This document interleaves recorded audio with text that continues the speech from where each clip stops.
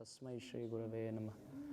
Shri Chaitanya Manobhishtham Sthapitam Yena Bhutale Swayam Rupaha Kada Mahyam Dadati Swapadantikam Nama Om Vishnupadaya Krishna Preshthaya Bhutale Shrimate Bhakti Vedanta Swamin Iti Namine Namaste Saraswate Deva Gauravani Pracharine Nirvishesha Shunyavadi Paschatya Deshatarine Jai Shri Krishna Chaitanya Prabho Nityananda Shri Advaita Gadadhara Shri Vas Adi Gaur Bhakta Vrinda Hare Krishna Krishna Krishna Hare Hare Hare Rama Rama Rama Hare Hare Krishna.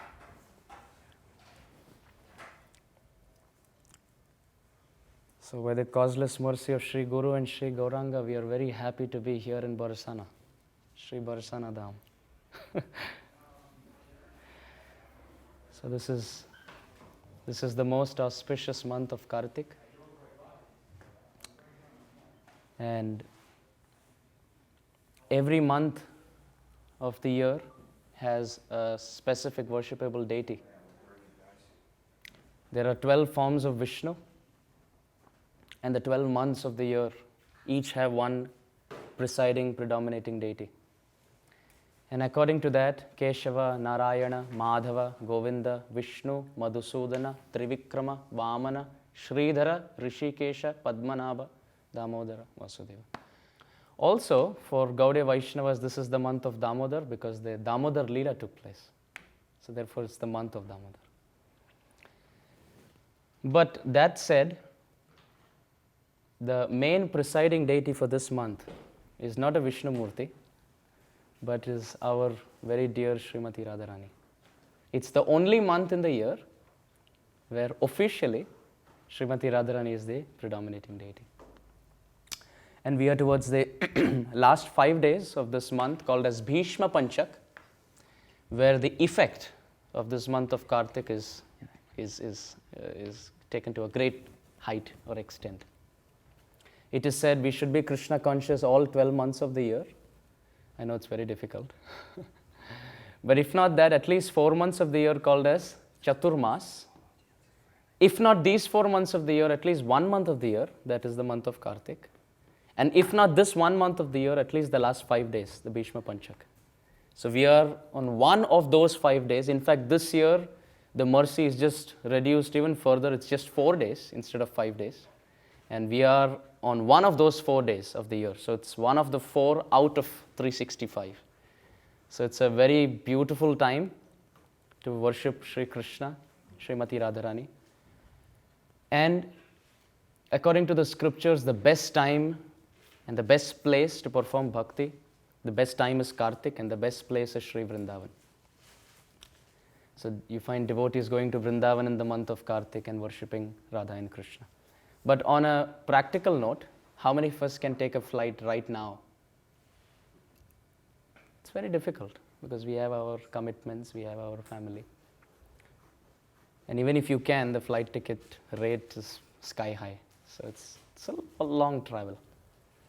But our acharyas explain that Krishna and his name, therefore the sound vibration, are non-different. And taking complete advantage of this beautiful principle, in this 1 hour, we attempt to travel to Sri Barsānā Dham, which is the childhood pastime place of Srimati Radharani, through sound vibration. So it's going to be a virtual tour of Barsana, but unfortunately, I have just 45 to 50 minutes left. So I wouldn't be able to cover the whole of Barsana, which we cannot anyway, even in a lifetime. But we'll just pick a few important places in Barsana with pictures. So you're going to see the place and you're going to hear the story. Nothing philosophical. We have heard all the philosophy in the Gita and the Bhagavatam classes. But this 1 hour is just going to be story time because you're in this beautiful land of Barsana. It's very nice to see that none of you all have spectacles because the monkeys in Barsana pick up all your spectacles. So you shouldn't wear specs. Prabhuji has one. Generally, when you are in Barsana, especially if you're in Vrindavan and you carry something in your hand, It could even be a flower garland, a very fancy flower garland. The monkeys don't know it's a flower garland. They think it's something very tasty to eat. So you find these Vrajavasis and these tour guides and these devotees carrying big sticks, because the monkeys don't come close to you if you have a big stick. So either you don't wear spectacles or the glasses, or if you have a big stick with you. So welcome to the supreme land of divine love, Shri Barsana Dham ki. Yeah. We're not going to leave them anywhere. They are going to be with us. This is Shri Shri Radha Gopi Vallabha. And with their blessings, we attempt this tour. So we start with this personality. Any guesses who this person is with 3 heads? Brahmaji. Yes, Brahmaji. So our sampradaya is called as the Gaudiya Sampradaya. And who's the first Acharya in our sampradaya? Lord Brahma. Yes, the Supreme Lord gave the whole knowledge in the heart of Lord Brahma. And Lord Brahma is teaching us by example how to approach Srimati Radharani. Brahma has 4 heads, at least our Brahma has 4 heads. And with the 4 heads having 4 brains, and with the 4 mouths and the 4 heads, he speaks the 4 Vedas. So he's the most knowledgeable personality. And out of all that knowledge and all that philosophy and all that story and all those shlokas and everything that these scriptures can offer, Brahmaji came to only one conclusion. Lord Brahma came to only one conclusion, that if I cannot serve the lotus feet of Srimati Radharani, my life is useless. So 60,000 years of his life, Lord Brahma did tapasya or austerity, so that the dust of the lotus feet of Srimati Radharani comes on the top of his head. It's very fascinating to see to what extent a great personality can go. Brahmaji is teaching us that if you really want the mercy of Srimati Radharani, the only way is to be the humble servant of the servant of the servant. There is no other way. And Brahma performed tapasya for 60,000 years in his life and asked and begged and besieged Srimati Radharani, I just want the dust of your lotus feet, nothing else. I want the dust of your lotus feet on my head. And Srimati Radharani said, okay. And out of her kind mercy, the 4 heads of Brahma became the 4 hills in Barsana. So Shri Barsana Dham has 4 hills. Please repeat after me. Mangad, Dangad, Bhangad, and Vilasgad. So these are the 4 hills, the peaks in Barsana Dham, and they are considered to be the 4 heads of Brahmaji. So we take his blessings again before proceeding, because he's teaching us the way. And then with his blessings, we go to the first pastime place in Sri Barsana.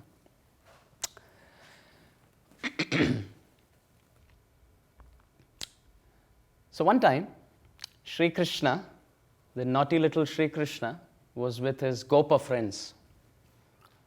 And they arrived in Barsana Dham, and Srimati Radharani and all the Sakhis, they heard about Krishna's arrival. And as devotees, we always want to be close to the Lord, isn't it? We always want to take darshan. So Radharani had to somehow get out of her house. So all of them planned together and they told their parents, oh, actually there's a big yajna. There's a big fire sacrifice, and we want to go and attend that fire sacrifice. That ensures complete protection of the health of the whole family. So we want to go there on the behalf of the whole family. Wonderful. What do you want to carry for that as offering? Oh, we want pots of yogurt, we want pots of butter, we want pots of ghee and milk. Because Srimati Radharani knew that's exactly what the offering Krishna loves to have. So she carried all these pots, and all the Sakhis carried all these pots. And then Krishna and all the Sakhas and the Gopas, they dressed up as ministers of the king with mustache and big turban, and they had a stick. And they came in front of all these Sakhis. They said, so all of you, you have to pay tax. I hope you know that. Why should we pay tax? We're just carrying it across. No way. It's the order of the king that anybody who passes through Barsana has to pay tax. And when Krishna was trying to build this whole game, this whole drama, so to speak, one of the Sakhis saw the flute tuck on Krishna's waist, and there was curtains for Krishna's drama. So one Sakhi came ahead and said, I know who this rascal is. He's very familiar. And then she tried to push the other Sakhi, and she looked at Krishna, and there was a peacock feather. I have never seen a minister with a flute and a peacock feather. I exactly know who this person is. And Krishna looked at all his friends. He said, game over. He put his turban down. So now when the gopis knew that it's Krishna, Lalita and Vishaka came ahead. He said, we should never, never offer you tax. What have you done? In fact, all of you should offer us tax. I'll tell you why. Reason one, because the whole of this beautiful land of Vrindavan belongs to Srimati Radharani. She is Vrindavaneshwari. So all of you are trespassers. The land doesn't belong to you. It belongs to Srimati Radharani. And second, you guys come here, eat your fruits and pull these branches and these leaves. What do you think? You have to pay tax for every single thing. And then the third Sakhi came ahead and said, and Gopal, he comes with his 900,000 cows, and all of them graze in the grass of Barsānā. You have to pay tax for every single thing. Now Krishna thought, now it's done. Game over. The Supreme Personality of Godhead, the cause of all causes, the Lord of all lords, the creator of all creators, the origin of everything, loses completely to the argument of his pure devotees. So Krishna said, I think let's leave. It's done. Let's protect our shame. By then, one of the friends of Krishna said, we are anyway losing the battle. Why not just take a little more fun? He took a stick and started hitting all the pots that was on the head of all these Sakhis. And everything is on the floor. The gopis couldn't have it. They couldn't offer it. And it's on the floor. And it's gone. It's waste. So they all came together. The gopis and Srimati Radharani, they had a meeting. They said, this shouldn't continue. This has happened in the past. And this always continues. Next time we find Krishna, we should take revenge. I said, okay. So Krishna and his suckers, one day they didn't know Radharani is in the area. So they were just frolicking and laughing and giggling and jumping and dancing. And they were in the area, only 30 of them. And Radharani said, now is the time, attack. And there were 1,000 Sakhis against 30 Gopas of Krishna. They came to the scene. And you know, when it's 1,000 is to 30, you know who's winning. Now you might say in the battle of Mahabharata there were 5 against 100, but the 5 won. But in this case, it's not going to be that case. It's going to be 1,000 versus 30, and 1,000 are going to win. So the Sakhis came ahead. They took flower garlands. They put the gopas like this, their hands at the back, finger on your lips, like the kids would have in school, and tied their hands to the back, and they tied their shikha, the tuft of hair, to the rock, and some of them to the branch of the tree. And now the Sakhis were coming in. And then at the end of all of this, Radharani steps in. Like, you know, the big...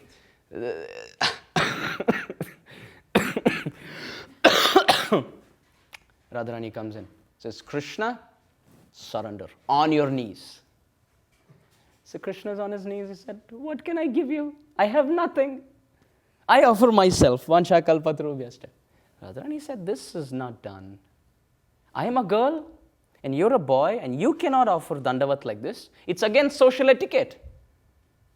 I think we should enact the whole pastime, switching and swapping roles. Krishna said, okay. So Radharani now became Krishna. It's a little confusing, but I hope we're all on the same page. Now Radharani, to whom Krishna surrendered, became Krishna, and Krishna became Radharani, and all the Sakhas became Sakhis, and the Sakhis became Sakhas. So now the scene is Radharani surrendering to Krishna, while that Radharani is Krishna who's surrendering to Radharani. Yes? Confusing? And then the whole Lila took place, and it's just fascinating. So there are so many pastimes of tax collection. In fact, our dear Raghunath Das Goswami Pad and Rupa Goswami Pad have written 2 big books on tax collection pastimes called as Dan Keli Chintamani and Dan Keli Kaumudi. In fact, Srila Rupa Goswami Pad wrote a book called as Lalit Madhava, and he gifted it to Raghunath Das Goswami on the banks of Radhakund. And the whole book talks about how Krishna left Vrindavan and how heartbreaking it was for the residents of Vrindavan, and how Krishna promised that he would come back and he never came back, and how the trees were crying in separation and the birds were burning in separation, and there was forest fire of separation in the whole of Vrindavan. And Raghunath Das Goswami was reading this and he was crying and he was rolling on the ground, holding the book to his chest, and he said, I'm going to go on the top of Govardhan, jump from the top and commit suicide. I can't live. How can Krishna do this? And Rupa Goswami was thinking, I made a mistake by giving him this book. I shouldn't have given him this book. And then Rupa Goswami wrote the book on Dan Keli, the pastime of tax collection. And he wrote it in a very humorous way and gifted it to Raghunath Das Goswami. And he said, I can give you this book only if you give me that book. So he took the previous book from Raghunath Das Goswami and gave him this book. And Raghunath Das Goswami started reading this pastime, detailed conversation of Radha and Krishna and all the Sakhas and Sakhis. And he started laughing and giggling, and he was so pacified and so happy. And Rupa Goswami said, thank God. So for the sake of protection of the life of a senior Vaishnava, it was worth the effort. So in this way, there's beautiful, beautiful pastimes. This is a very beautiful painting. A very popular painting for the tax collection. Look how authoritatively Krishna is standing. In these pastimes, when we hear these pastimes, we must understand that this is the supreme expression of loving relationship between the Supreme Lord and his purest devotees. And this happens only in Vrindavan, mind you. This doesn't happen in Mathura. This doesn't happen in Dwaraka. In Dwaraka, the Supreme Lord is the king. And there is no challenge. Nobody challenges his authority. Nobody can argue with him because he's the supreme force. But here, oh Krishna, get aside. What do you know? You're a fool. He who recites the 700 verses of the Gita is called a fool by his purest devotees. And Krishna loves it because only in the land of Vrindavan does he have the supreme fortune of being chastised, left, right, and center by his pure devotees. For us, in our conditioned state, we cannot chastise Krishna because we haven't established our pure relationship with Krishna. We are like outsiders for him at the moment. So we have to go, beg for his mercy, call back his grace in our life. And then once we have that pure, loving relationship with Krishna, then do whatever you want. So these are beautiful, beautiful pastimes. This is a place called as Sankari Khor. Very beautiful place. Sankari Khor is exactly the pathway where Krishna would stop and obstruct the gopis. The whole tax collection pastime would happen here. Now, if you carefully see this place, you can't escape. That's our famous and lovable dear Dinabandhu Prabhu from Vrindavan. The one in the front, that's Dinabandhu Prabhu who's been living in Vrindavan for decades. And he can close his eyes and in the middle of his dream tell you which right to take and which left to take to reach which place in Vrindavan. So he's like a local personality there. So this place is Sankari Khor. It's basically like a small pathway between two hills. And if you see the complexion and the color of those hills, one is fair. The rocks are, I mean, you can see it here, but if you see in real, one side of it has, the rocks are fair in complexion, representing Srimati Radharani, and the other side, the rocks are dark, representing Krishna. So Krishna would catch hold of his pure devotees here and say, now you have to surrender. You have no way out. Because if Krishna challenged Srimati Radharani in an open field, they could run away, right? But here, they can't do anything. So this is Sankari Khor, very, very beautiful place. And one thing about this pathway is that however thin or however fat you are, only one person can pass at a time. That's the Dham Shakti. That's the power potency of this place. If you think, well, we are lean and we are thin, two of us, we can go together, impossible. The Dham contracts and expands in a way that if you're thin or if you're fat, only one person can still go through. So you'll find only one by one by one. So when leading sannyasis of ISKCON, they take parikramas and yatras, they have like 8,000 disciples going with them. So they'll not have all of them walk through this. because that's going to be a day in itself. Everybody walking through Sankari Khor. So that's beautiful. And the story that I told you about the tax collection, that's very close to the, so there's a temple related to that tax collection, and that's called as Shri Shri Radha Dan Bihari. Dan means tax or charity, basically. So this is Shri Shri Radha Dan Bihari, the famous temple in Barsānā which represents tax collection. So some Brajavasis who live there, they also tell you a very beautiful story. They say that because of that story, where Radha becomes Krishna and Krishna becomes Srimati Radharani, and they challenge each other in tax, they say, actually, this is Krishna and that is Radharani. They say even in the deities, it's actually Radharani who's standing in a threefold bending form as Krishna, as Dan Bihari, and it's Krishna who's standing as Radharani. These things happen only in Braj, only in Vrindavan. And this temple of Shri Shri Radha Dan Bihari has also one more very beautiful story as far as charity or tax is concerned. Many centuries ago, in fact during Krishna's time, 5,500 years ago, there was a Brahmana who had one daughter and couldn't get her married, because at that time if you don't pay dowry, that was the custom at that time. If you don't pay dowry, which means if you don't give a lot of jewels, if you don't give a lot of money to the boy's side, then they don't marry your daughter. So basically the origin of that custom was very noble, but then it got distorted with time. The original idea of this whole tradition was that along with your daughter, you send the boy and the girl gifts. It wasn't compulsory, but it was from the father's side. It was like a heart filled with love that, okay, I'm sending my daughter to you, but there's also this gift from my side. And they would give, gold coins, and they would give necklaces, etc. But then later on with time, it became a custom, and then dowry became a social evil. So anyway, at that point, that Brahmana, he wanted his daughter to be married off. So he would go everywhere for money. He would say, I have no money. If I have no money, I can get my daughter married off to anybody. So he came to Krishna, this Brahmin, and he said, Krishna, I have heard that you're very rich. Krishna said, I'm not rich. My father is rich. Innocent boy.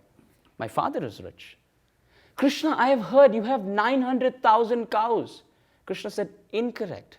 I don't have 900,000 cows. My father has, but he has 999,000 cows. It's not 900,000, 999,000. Get the math right. It's not me, it's my father. So the Brahmana fell at Krishna's feet. He said, please help me. Whether it's you or your father, I need money.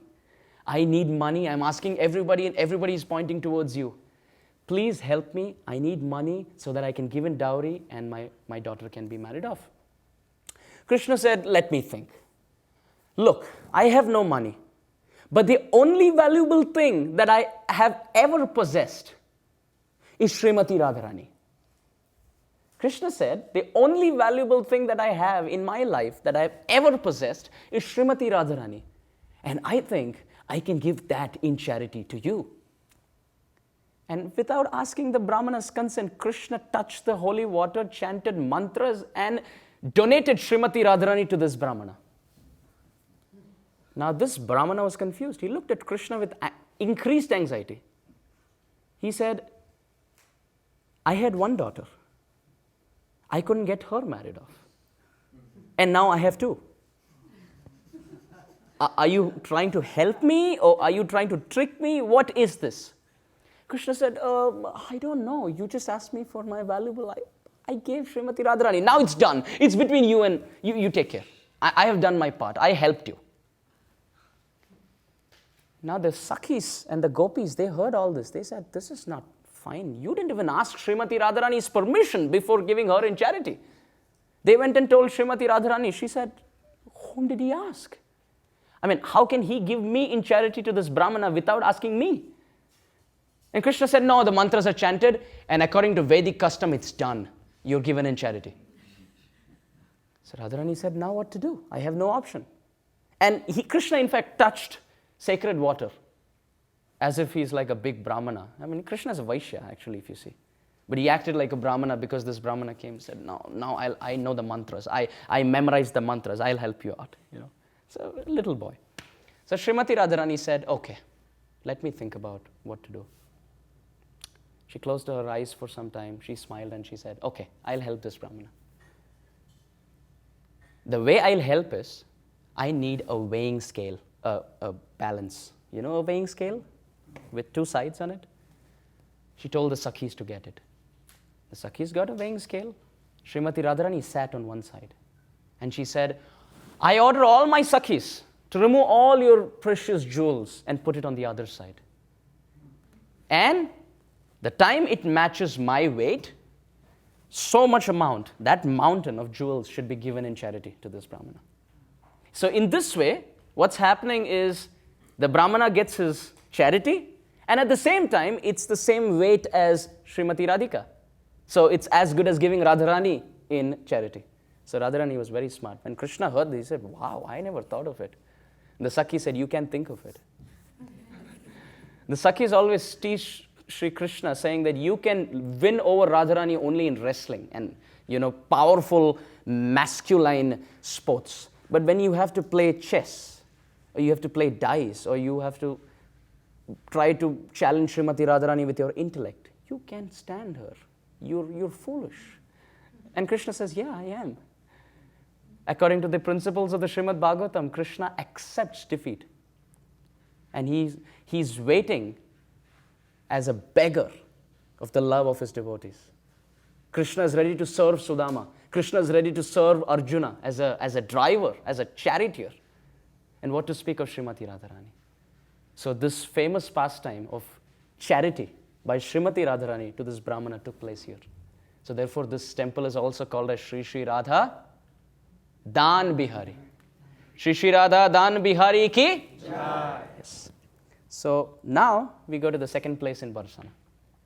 After the tax collection pastime, we go to this very, very beautiful, wonderful place called as Gahvarvan. This is how it looks. Isn't that wonderful? It's scenic. If you really want to go to a place in the whole of Vrindavan, which is materially and spiritually beautiful and scenic, you should go to Gahvarvan. The history of Gahvarvan is also beautiful. There was a local mafia at that point. This is many, many years ago. And they wanted to cut down these trees for wood and then, just have a business with it and make more money. Because they thought, what's this nonsense? We can as well cut these trees down and use it for ourselves. And the saints who lived in Gahvarvan at that time, this is at least around 50 years ago. And the saints and the sadhus who lived there and chanted the holy name incessantly, they along with their followers, they said, for the sake of Srimati Radharani's land, even if we have to sacrifice our very life, that's supreme sacrifice that we can give in our life. So all of these saints, they came together and they embraced each tree. And all of their followers, they started embracing each tree, and they told these goons that if you want to cut these trees, first you have to kill us. You kill us, and then do whatever you want. We shouldn't be alive in these bodies to see you cut down the trees of Gahvarvan. We cannot live. For centuries, it has been protected by great acharyas. And now in our age and era, we cannot see this. For the sake of few rupees, you're ready to cut down these trees. We're not going to do this. So now the goons thought, now maybe this whole tension would subside in a few months and then we'll attack again. But all these sadhus came together, had an application to the government, and they had a law enforced that none of these trees in Gahvarvan can be cut down. So it's been 60 years now, not a single tree is cut down. So there are so many people who do so many philanthropic activities, but one of our main missionary activities that we can undertake in our life is protecting the holy dham of Srimati Radharani. When you go to these temples and these kunds in Vrindavan, sometimes you find that to the material vision, it's not very pure, it's not very holy, because people wash their feet, they throw plastic bags, and they throw offered garlands, and sometimes the aquatics get choked up because of tasting plastic. But there are devotees who have come together with this aim and mission of cleaning and renovating and restoring and maintaining these pastime places. So if we want to do something in our life, it's just an appeal. It's nothing, I'm not asking anything for myself, and it's not monetary. It could be anything. If you go to this dham, and if you want to spend a day just cleaning the whole place, or helping the locals maintain the dham, because many of these kunds are getting neglected, and over time we may not be able to see them. Another lifetime, if we have another human form, and even if we have a human form in the land of Vrindavan, it's possible that maybe Gahvarvan wouldn't be available for us. We are so fortunate in this life that in the same era that we are living in, these pastime places of Radha and Krishna are manifest.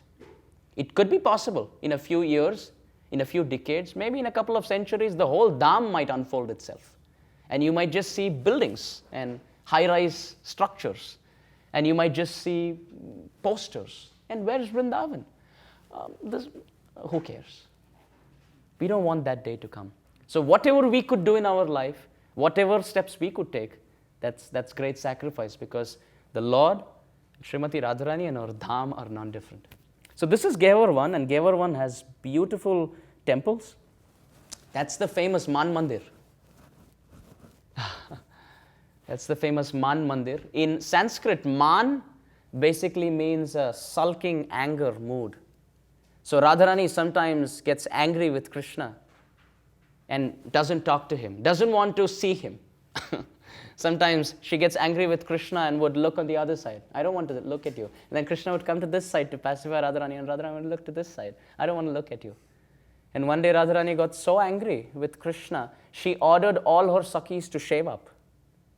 She said, I don't want to see anything black, because anything black reminds me of Krishna. Even in her anger, look at her complete pure dedication to Sri Krishna. And in fact, one of the stories described that the Sakhis start shaving up, and Radharani said, I want you to pull off your eyelashes. I want you to shave up your eyebrows. And the Sakhi said, no, it's getting too intense. And fortunately, by then, one of the Manjaris came and pacified Srimati Radharani, and then she burst out laughing, and then everything was fine. And the Sakhis were shaved up, and I don't know what happened to them. I don't know what happened to them, but the story was beautiful. So this is Man Mandir. This is the beautiful peak where all those Man Leelas of Radha and Krishna took place. Now this place is called as Mor Kutir. I'll spend a couple of minutes speaking about this pastime. Mor in Hindi means a peacock. Kutir means the place. So this is basically, if you literally translate it in English, it's called as the peacock place. It's the Mor Kutir. There are fascinating stories as far as this place is concerned. I don't know if I would have time, but I'll tell you at least two stories. The first story, related again to Man, is that one day Krishna was sitting with Srimati Radharani, and he thought, let me glorify my pure devotee. Pure devotees spend all their time glorifying Krishna, and now Krishna is trying to reciprocate. So he told Srimati Radharani, oh Srimati Radharani, you're so beautiful. Look at you. Look at your face.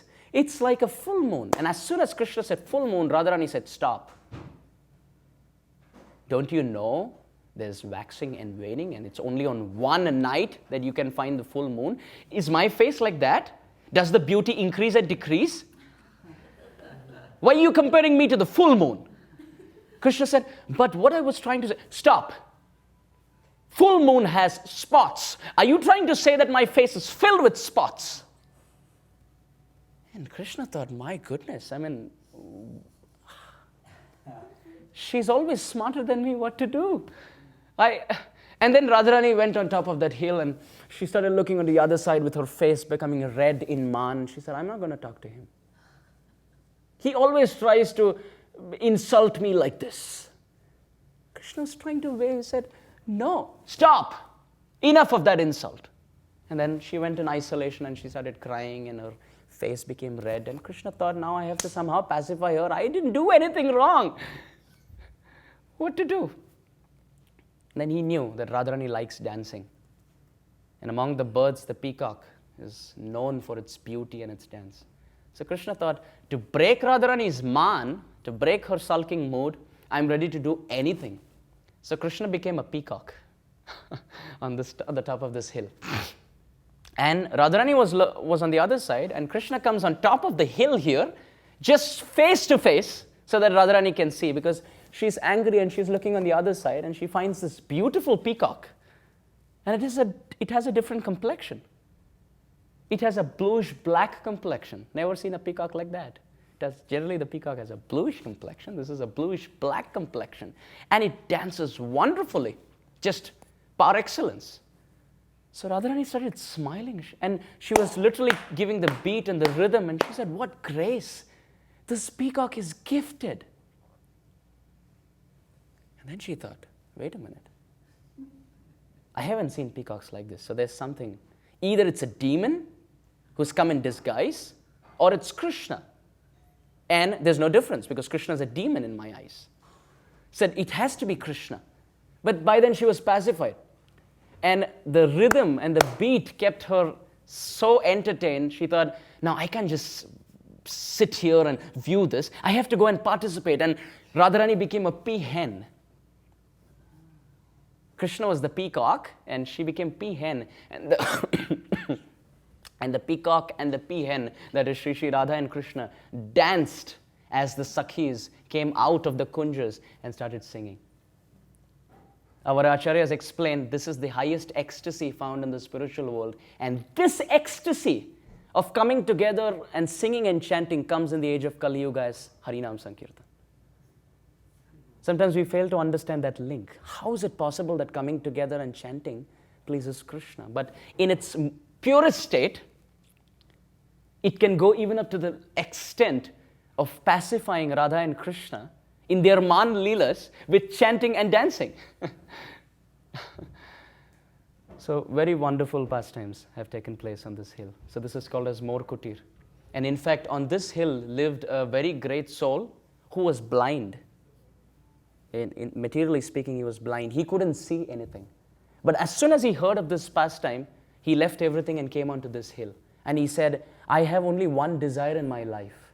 If I ever get eyes, I want to see this pastime. Said, I want to settle in this place where this pastime has taken place, is taking place, will take place, only with this desire that I want to see Radha and Krishna face to face in this pastime with my eyes. After performing bhajan for 60 years on top of this hill, Srimati Radharani appeared to him and said, oh dear Sadhu, I am very happy with your chanting. Because he would chant day and night crying. I am not crying because I have no eyes. I am crying because I have no spiritual vision to see this Lila face to face. I have heard about this, but that doesn't quench my heart. I want to see it face to face. I want to see how Krishna tries his best to pacify his pure devotees. So Radharani appeared to him and said, I am very happy with you. I am ready to reveal this whole pastime in front of you. I'll unfold every single detail, but there's a condition. What do you think is the condition? Shouldn't tell anybody. In fact, Radharani is most merciful. So the condition was, whatever you see, you should paint so that everyone gets to know what you've seen. Supremely merciful, Srimati Radharani. If it was Krishna, he would say, I'm going to reveal myself to you, but don't reveal, don't tell anybody what you saw, etc. But Radharani is like, I'll reveal it to you, and you reveal it to others. Because not everybody can see this pastime. He said, wait a minute, you want me to paint this pastime? I can't even see. Radharani said, don't worry. I'll give you what you lack, and I'll preserve what you have. Yoga Kshemam Bahamya. But the sadhu said, but where will I get the paint from? Where will I get the canvas from? Where will I get the brushes from? Radharani said, just try and you will get it. So by the mercy of Srimati Radharani, although he was blind, he could collect a few herbs and then crush them into paint. And he could get the barks of a few trees and get them together as canvas. And just would search around underground and he would find brushes. So Radharani helped him. And when he saw this whole pastime unfold in front of him, he just painted it so beautifully that even today, that painting of that sadhu is there in the temple of Mor Kutir, and everyone who goes to that temple can see this painting as it is. Can we see our supreme fortune? We are sitting here in Boston and we are seeing the painting that is there in the temple of Mor Kutir, painted by a sadhu, revealed to him by Shri Shri Radha and Krishna. This is Srimati Radharani and Shri Krishna dancing. Beautiful, exquisite, especially to be done by somebody who's materially blind. And he has seen this face to face and he just painted. So even now when you go to this temple, there's a beautiful painting, and this is the painting that devotees bow down to and they see, oh, this is how they look. Like that. In fact, the Vrajavasis say one more story. Should I continue? Can I have time? Okay. Many centuries ago, there was another sadhu who lived in Gahvarvan. And he would chant day and night. And at that time, it's worth noting that there's no Facebook, there's no WhatsApp, there's no email, there's no AT&T, there's no T-Mobile, there's nothing. Nothing works. If you're in the middle of a forest in Gahvarvan, even if you're alive or dead, nobody will get to know. You're there. So he would sit and chant day and night. Hare Krishna, Krishna Krishna, Hare Hare, Hare Rama, Rama Rama, Hare Hare. And there used to be a lion living in that forest. Many lions, but this was a very special lion. So this lion would come and sit close to him whenever he started his japa. The sadhu one day thought, maybe he's coming with the prayer of Mahaprasade Govinde Nama Brahmani Vaishnavi. He saw the sadhu. The lion saw the sadhu and said, this is my Mahaprasada. But this lion was quiet. As soon as he would finish chanting, the lion would leave. Again the next day, as soon as he would say, Hare Krishna, the lion would come. So this continued for months together. And after about 9 or 10 months, this lion came in front of the sadhu, bowed down completely, as if surrendering at the feet of the sadhu. And the sadhu called the lion, and it's a true story, it's not a fairy tale. He called the lion close and chanted the Mahamantra in the ear of the lion. And then the lion would lick the feet of the sadhu, as if, what can I do for you, O spiritual master? So this sadhu, he would go around doing madhukari. Madhukari basically means begging for alms. In Sanskrit, madhu means honey, and kara means to perform. So madhukari is the activity of honeybees.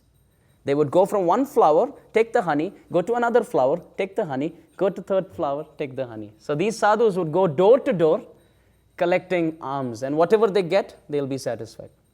So the sadhu would go around, but he thought, why should I go around when I have a disciple? So he took a bag, and he would write madhukari in Sanskrit and put it around the neck of this lion. And this lion would walk around Gahvarvan, Barsānā, with this bag. Now imagine what happens when lion comes and there's a knock, knock, knock, and you open the door and there's a lion standing. And devotees at that point, they would close the door and they would be scared. This lion is crazy. And then the story spread everywhere. Yeah, there's a very, very peaceful lion who, after hearing 9 or 10 months of naam from this sadhu, has become very, it's come beyond the mode of goodness, in fact. So they would offer some chapatis and some rotis into the bag, the madhukari, and the lion would leave, then go to the next door. And once the bag is full, he would come back, walk up the hill, Gahvarvan, and go and give it to his spiritual master. And he wouldn't eat any of that. And once the spiritual master would eat and leave behind, the lion would just eat the remnants. He wouldn't eat meat, He would just eat the remnants of his spiritual master, and this lion died on the hills of, in the forest of Gahvarvan after performing tapasya, so to speak, and association with this sadhu. So it's a very famous story that how even lions can get benefited by taking shelter of Srimati Radharani's holy land. And now, last but not the least, I would like to tell you one more story. There's this beautiful throne that you see here. Yes? Can everybody see this beautiful sitting place? Now, this sitting place has a very beautiful story. One time, Krishna got into the house of the gopis in Barsānā, and he started stealing butter. Pots after pots after pots after pots of butter were being stolen, and the gopis came from outside and locked the door. He said, now we'll catch Krishna, red hand. Krishna said, oh my God, they have locked us from outside, what to do? So one of the friends said, open the window, let's run through the window. They said, okay, very good suggestion.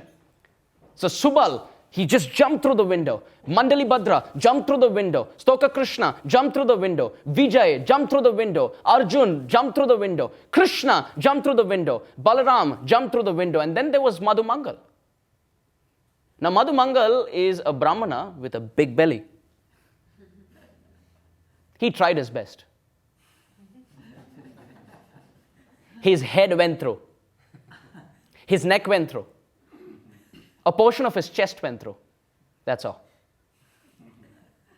And now the gopis open the door, and Madhumangal has one side towards Krishna outside the window, and other side he's trying to move his legs, and the dhoti is all over the place. And the gopis said, we caught him. Madhumangal is calling out to Krishna and said, you did it. Now they're going to catch hold of me. They caught Madhumangal. Madhumangal said, I didn't do anything. The gopi said, so what were you doing here? Why did you try to run? If you haven't done anything, you should be in the room. Why did you try to escape? No, actually, Krishna, Krishna. Started crying. Tied his hand to the back, took his shikha. Yes? They put it across the branch of the tree. Okay? And they started pulling it from there. You understand? So the shikha, it's a long shikha because it's a Brahmin shikha. So really long. They put it, if this is the branch, they put it around the branch of the tree, and the gopis start pulling. Madhumangal said, Krishna! Krishna! Krishna, it hurts! Krishna! And Krishna was with his friends, busy eating the butter that they stole.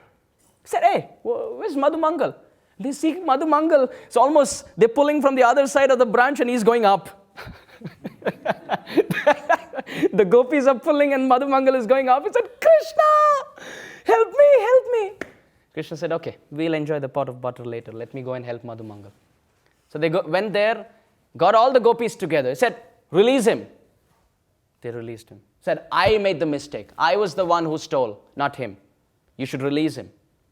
The gopi said, okay. Krishna said, not done.